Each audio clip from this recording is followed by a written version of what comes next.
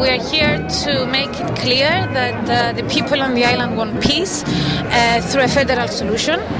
And we believe that the future of the island has been determined for a very long time by people who want us apart. And it is high time that the people who want a united future join together to make a joint call for solution, federation, and peace on the island.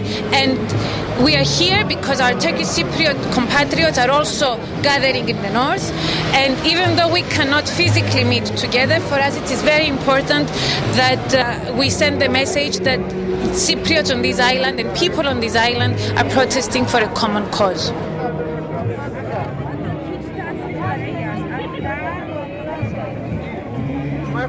The mood was light-hearted and yet somehow serious, with flags being waved, people greeting friends they perhaps hadn't seen for a while because of the restrictions for the coronavirus, and it was obvious from all the different banners and flags that this was co-sponsored and being taken part in by literally hundreds of different organisations.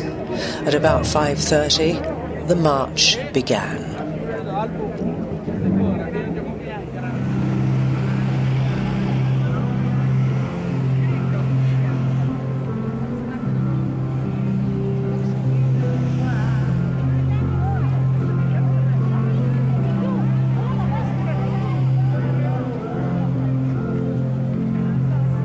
As the organisers had asked, most people were wearing their masks and staying reasonably distant from people that they didn't know.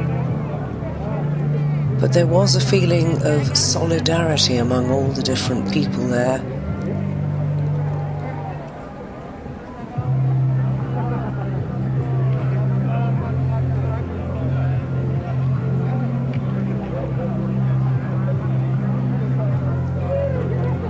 The plan was to walk away from Eleftheria Square and then down towards the Houses of Parliament, past the House of Parliament, and then turn round and come back, but closer to the Turkish Cypriot areas, because instead of coming straight back past the park in that area of town, they went down towards the Green Line, but of course the police made sure that they didn't actually get as far as the Green Line, and of course the checkpoints are closed.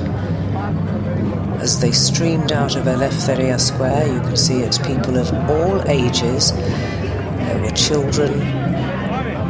There were several people in wheelchairs. And a few people brought their dogs along as well.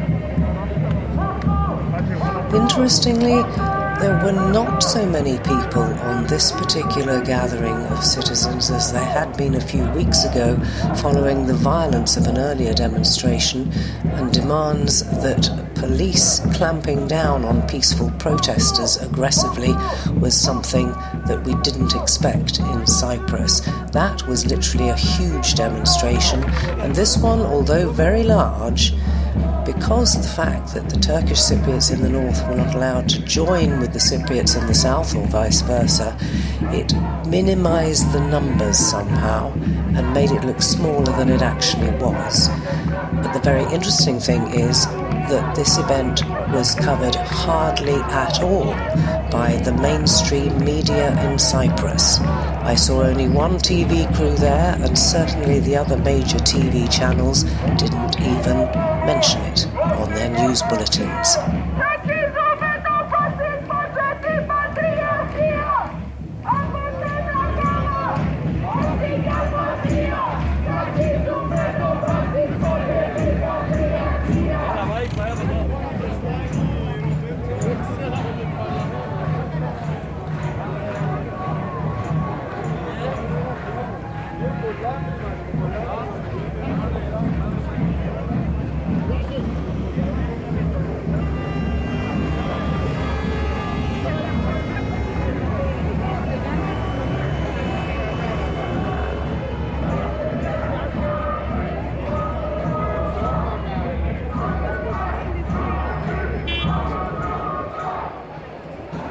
Having left Eleftheria Square, they rounded the corner at the top of the next street and then started heading down towards the Parliament buildings.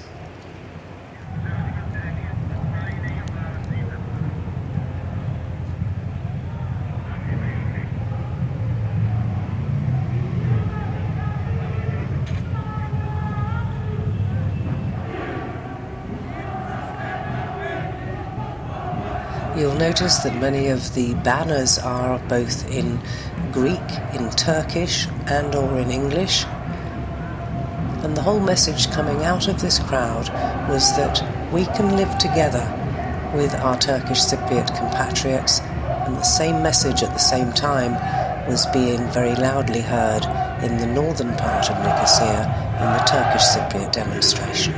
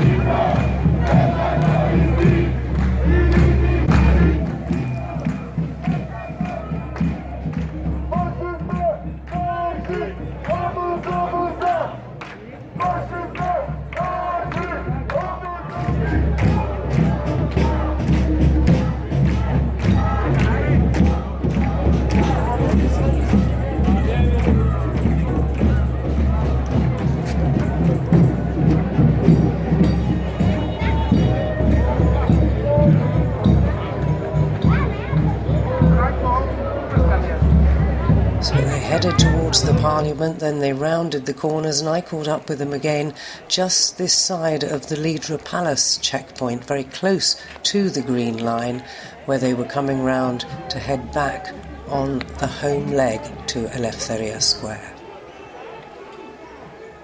It was now almost an hour since the march had started, but the enthusiasm certainly hadn't flagged. And this was a particularly poignant place to catch the demonstrators because, as you can see in the background, so very close to the Green Line, one of the houses that was destroyed in 1974 with the Turkish invasion.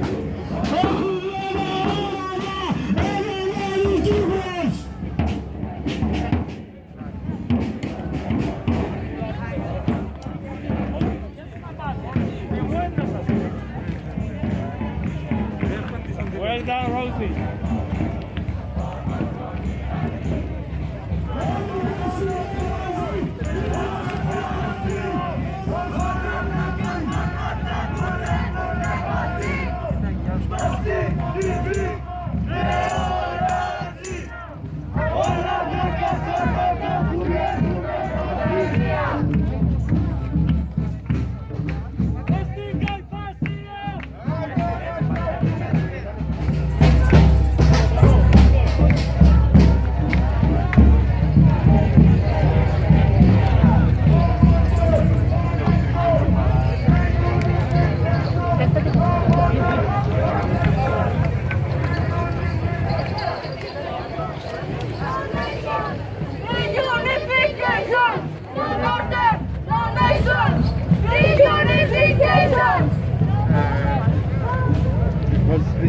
right.